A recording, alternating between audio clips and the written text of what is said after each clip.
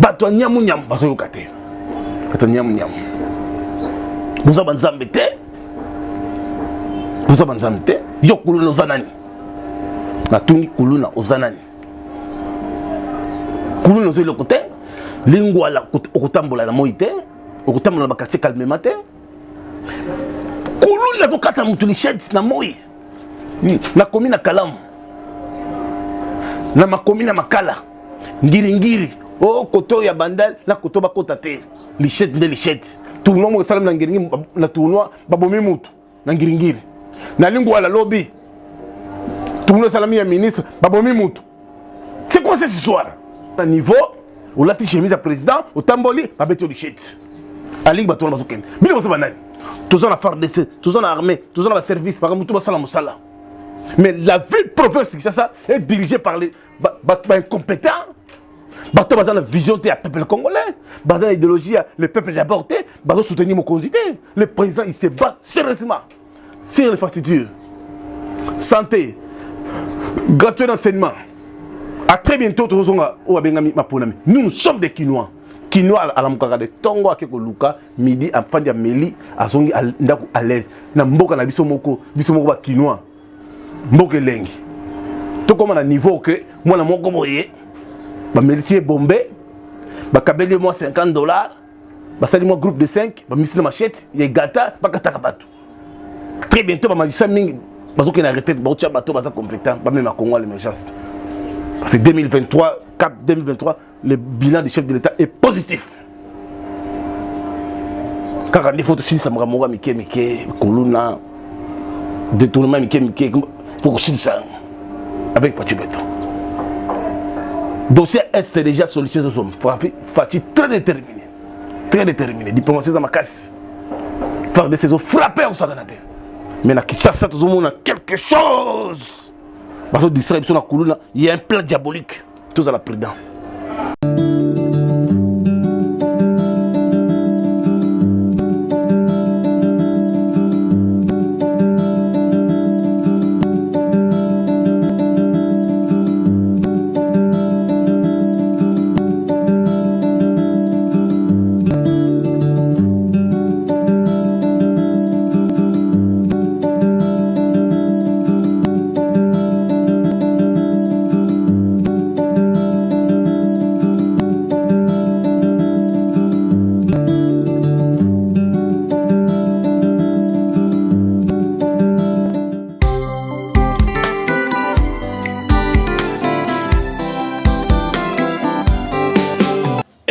Solo bana poto bana mokili mobimba place ya kitoko ya kolala ezali na Otis Mbala Center hôtel ya solo ya impact na idéologie 3 étoiles place kitoko ba appartement ya kitoko ba mbetu ya soin ya propre toilette kitoko climatisation na salle pe lisusu tozali na wifi ezali ofele mutuka déplacement ezali tunanga nini Otis Mbala Center hôtel ya solo ya impact toujours na idéologie oyo ezali na balabala Kasavubu na commune ya Ngiringiri na Khartoum numéro 1 Otis Mbala engaye ezali hôtel ya solo ya impact na idéologie bana poto ba sénateur ba député femme d'affaires place ya bien ya repos ba réunion place na mina kitoko ezali na Otis Mbala Center yambala Otis Mbala a soldé ba chambre ya solo pe a che mutuka ya disposition pona batoyo bazali loger na kati ya Otis Mbala Center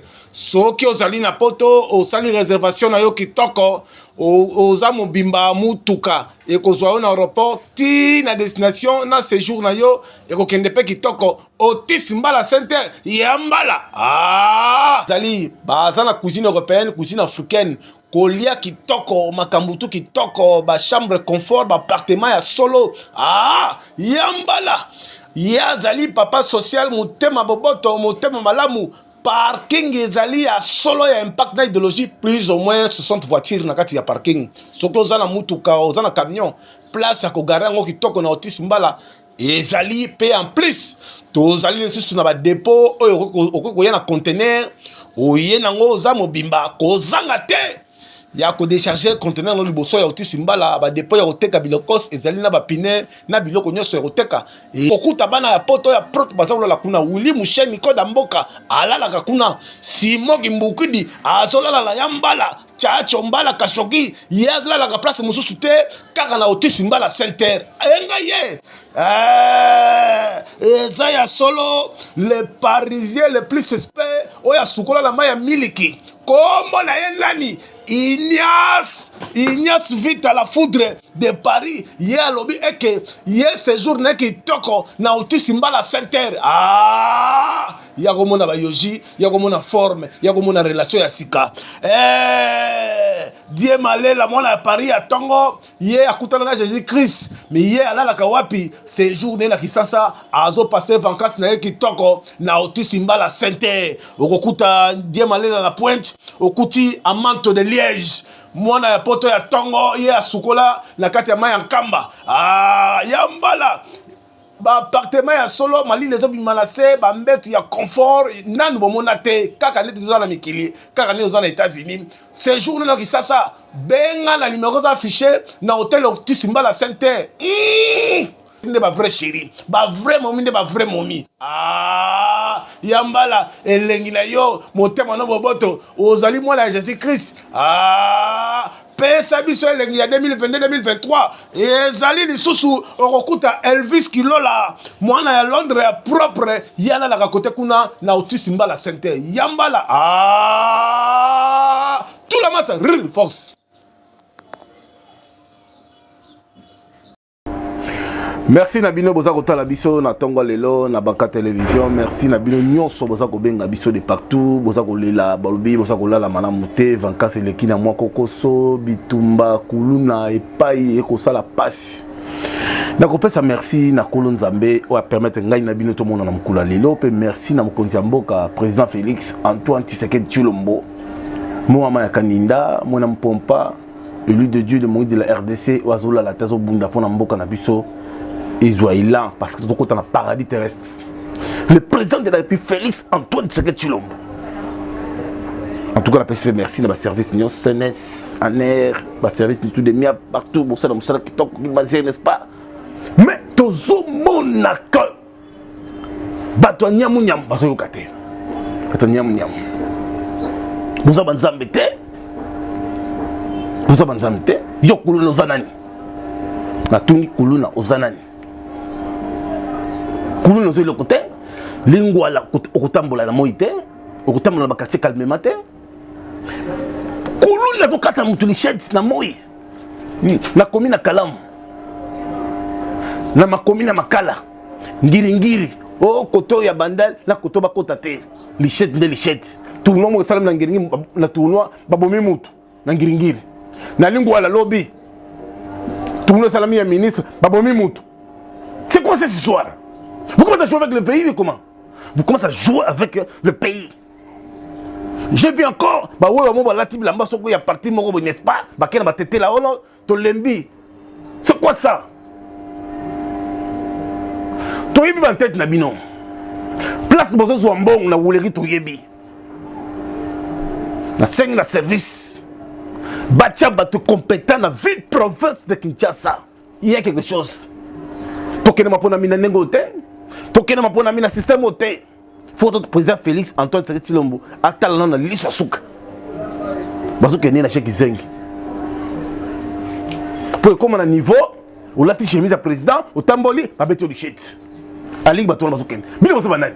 Tous en affaire de tous en armée, tous en service, par mutu basala musala. Mais la ville province ça est dirigée par les incompétents. Bato baza na vision te ya peuple congolais, baza na idéologie le peuple d'abord te, bazo soutenir mon congité. Le président il se bat sérieusement sur l'infrastructure, santé, gratuit d'enseignement. À très bientôt tous on bengami maponami. Nous sommes des Kinois. Kinois à la mukaka de Tongo akeko luka midi afandi ya meli azongi ndaku à l'aise. Na mboka na biso moko ba Kinois. Mboka lengi. To comme na niveau que moi na moko boye ba melicier bombé ba kabeli moi $50 ba sali moi groupe de 5 ba misina machette ye gata ba kataka batu pe police fandi nango na coin ils ont salé le côté ba zo seka ba Carrefour pour traquer ba mituka ko botola ba plaque. Non. Mon compte à Fachi Beton, biso tozali peso pachore ngai pachore fina je peux diriger la ville province de Kinshasa. Makambo ko sala matin. Ngai gouverneur de la ville c'est ça. Non autorité à ville c'est ça. Makambo wa salama. Mon compte à Fachi Beton. Président. La ville là yo ba Kinois. Ozo pour monnaie. Ozo même biso c'est ma paradis terrestre. Tellement nenge de l'eau. Dans le monde entier comme respecté. Les États-Unis, France, Canada, Kenya, Afrique du Sud, Brazza, Congo, RDC, considération. Passeport est comme respecté, c'est grâce à Fachi Beton. Visa congolais est comme respecté parce que Fachi Beton diplomatie. Rentrée scolaire calamité, maman Denise déjà la première dame. Maman déjà son biba sac, ba cahier n'est-ce pas? Alors pèse à l'école. Maman est mort quitter le terrain. Mais bateau, ils ont dirigé qui ça. Dans la mauvaise foi, il n'aime pas que le vision du chef de l'État avance. Vous en avez laissé un peu s'absouter. Donc, c'est un occupant aussi. Occupant aussi, mais d'autres web. Vous en avez laissé un peu s'absouter. Il faut apprendre la politique. Il faut apprendre la politique. Il y a pas fatigué, mais l'action politique, ça rend nini. Bateau baïba, bateau la banda quoi. Il y a l'État la vie, bateau zong ça qu'on compte à l'État. Bateau zong c'est là on va colonel. Nous sommes bandits avec État de droit. À très bientôt, magistrat Ming, bateau qui est arrêté, bateau bateau compétent, pas même à Congo l'émergence. Parce que 2023, cap 2023, le bilan du chef de l'État est positif. Car il faut aussi ça me ramora Mike colonel, détournement Mike il faut aussi ça. Avec Fachi Beton. Dossier est déjà solution aux hommes. Fachi très déterminé. Très déterminé. Diplomatie dans ma casse. Faire des saisons frapper au Saganate. Mais dans Kinshasa, tout le monde a quelque chose. Parce que distribution à Koulouna, il y a un plan diabolique. Tous à la prudence. Tous à la très prudence. Beaucoup Zamboka Fachi Beton. Maman Denise est là, la première dame. Zamba Pambola yo. Maman Kittina Sénat. Maman Kittina Assemblée nationale. Tout va s'épeler. C'est ça la diplomatie. Bon, il est là quand tout le monde Pambola yo. Moussala Kitoko. Ba leader qui ça va tchachomba la kashogi. Boloba. Boloba. Tchachomba la loba. Otismba la boloba. Voilà ba leader d'opinion. Et c'est ça.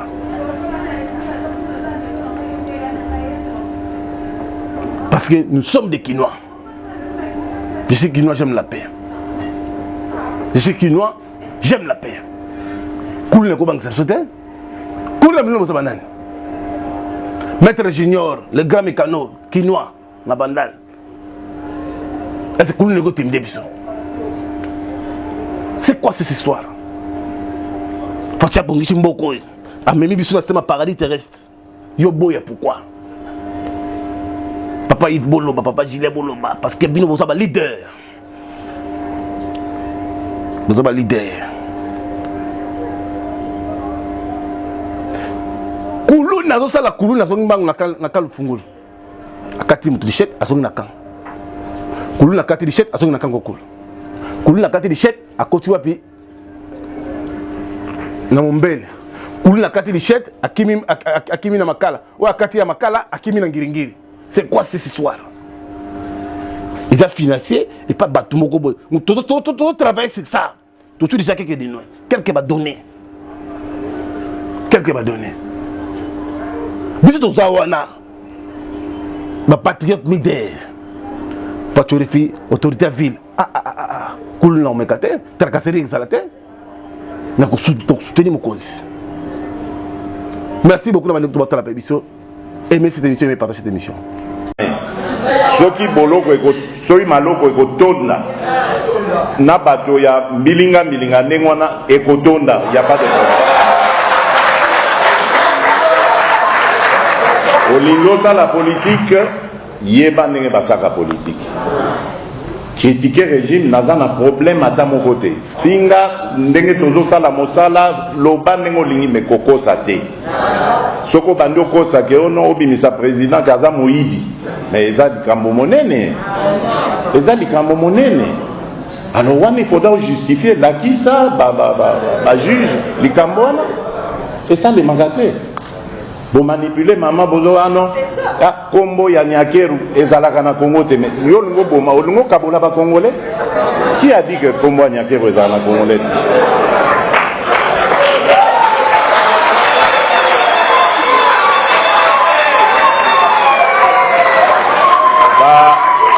Bandeko wana nazo comprendre bango. Nazo comprendre bango bazo yekola na opposition. Biso to salaka opposition il y a plus d'une trentaine d'années. To yebaki.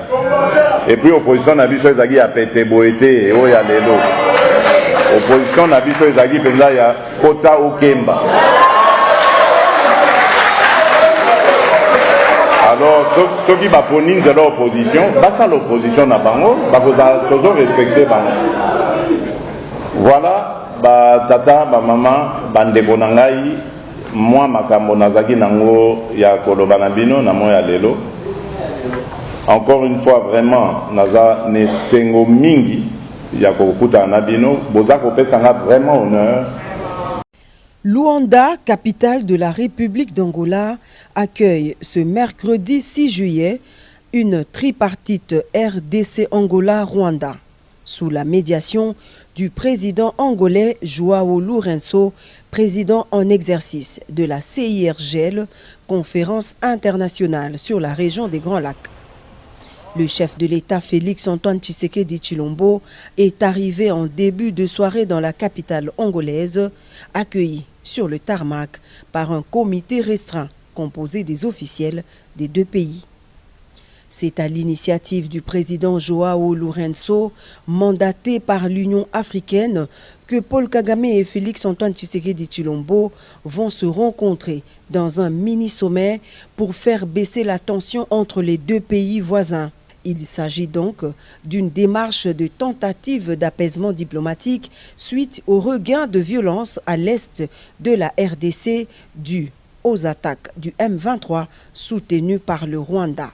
Cependant, il est à noter que la République démocratique du Congo ne se trouve en aucune manière dans une logique de négociation avec le groupe terroriste M23, mais il s'agit plutôt d'une démarche sous-régionale enclenchée par l'Union africaine. La dernière visite du président Tshisekedi le 14 juin dernier à Luanda s'inscrivait dans le même cadre, d'autant plus que le chef de l'État congolais a toujours mené en parallèle l'approche diplomatique et la défense du territoire par les FARDC. Ce sommet prévoit 2 bilatérales entre Lourenço Tshisekedi et Lourenço Kagame, suivi d'une tripartite entre les 3 chefs d'État ce mercredi 6 juillet. Le président de la République Félix-Antoine Tshisekedi Tshilombo est accompagné du vice-premier ministre, ministre des Affaires étrangères Christophe Lutundula et de son mandataire spécial, le professeur Serge Tshibangou, ainsi que d'une équipe restreinte